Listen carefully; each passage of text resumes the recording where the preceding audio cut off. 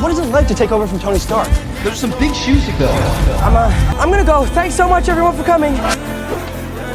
기자들을 피해 건물 옥상으로 자리를 옮긴 피터. 도시 어디에도 있는 아이언맨의 그림을 보고 토니를 그리워하는데 Everywhere I go, I see his face, and the whole world is asking who's gonna be the next Iron Man. I don't know if that's me happy. I'm not Iron Man. You're never gonna be Iron Man. Nobody could live up to Tony. Not even Tony.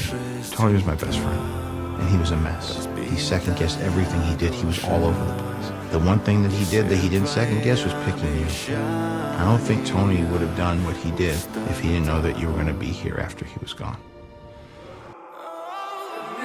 What? Nothing.